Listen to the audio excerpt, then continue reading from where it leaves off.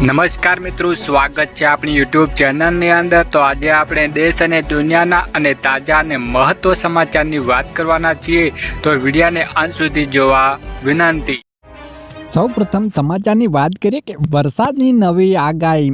બંગાળની ખાડીમાં એક સાયક્લોનિક સોલ્યુશન રચાઈ રહ્યું છે।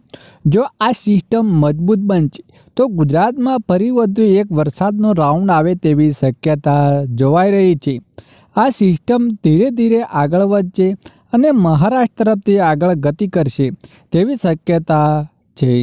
આ સિસ્ટમ મહારાષ્ટ્ર તરફ ફંટાતા મહારાષ્ટ્રમાં ભારે વરસાદ વરસી શકે છે અને આગામી 14 સપ્ટેમ્બરની આસપાસ સિસ્ટમ અસર પણ ગુજરાતમાં વર્તાવશે, જેના પગલે 13 થી 14 સપ્ટેમ્બરથી આસપાસ ફરી ગુજરાતમાં વરસાદનો એક નવો રાઉન્ડ શરૂ થઈ શકે છે અને આ સિસ્ટમ કેટલી મજબૂત પણ બની તેની વરસાદની તીવ્રતા આધારે રહેશે। વધુ આગળ વાત કરીએ કે ગુજરાત સરકારે આપશે ખેડૂતોને સંપૂર્ણ વળતર। ગુજરાતમાં ભારે વરસાદને કારણે અનેક વિસ્તારોમાં ખેતરોમાં પાણી ગરકાવ થઈ ગયા છે અને જેને કારણે ઊભા પાકને ભારે નુકસાન પણ થયું છે।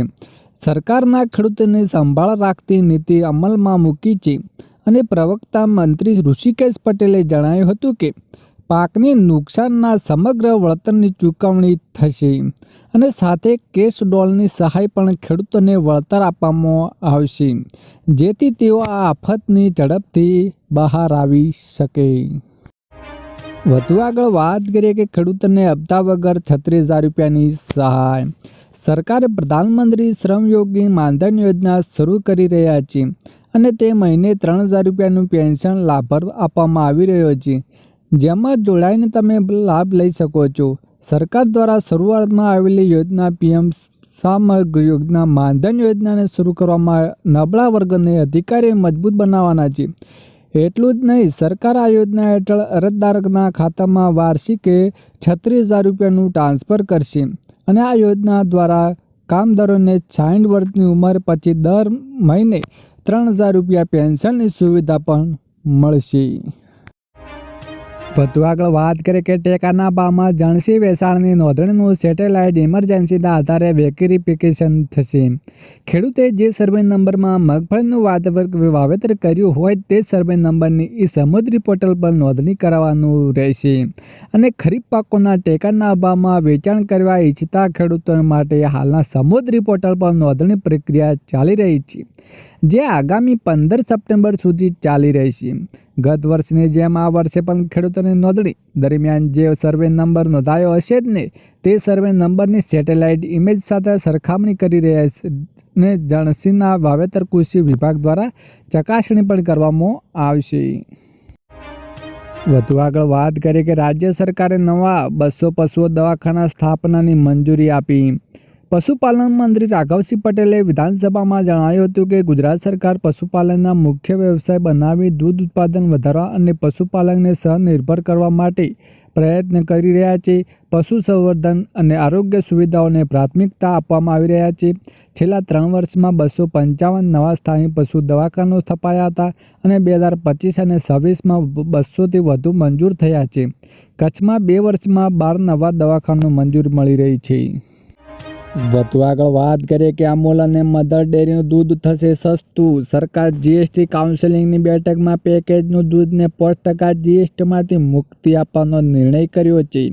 આ નિર્ણય અમલમાં વાતાવરણની સાથે જ અમલ અને મધર ડેરી જેવી મોટી દૂધ ઉત્પાદન બ્રાન્ડના ભાવમાં ઘટાડો થશે। આ પગલાંનો મુખ્ય ઉદ્દેશ્ય વધતી મોંઘવારીના વચ્ચે દૂધ જેવી આવશ્યક વસ્તુને સામાન્ય ગ્રાહકો માટે વધુ સસ્તું બનાવવાનો છે, જેથી દરેક પરિવારનું ગુણવત્તાયુક્ત સરળતાથી દૂધ મળી રહે। વધુ આગળ વાત કરીએ કે સહાય જાહેર થઈ પરંતુ મળી નહીં।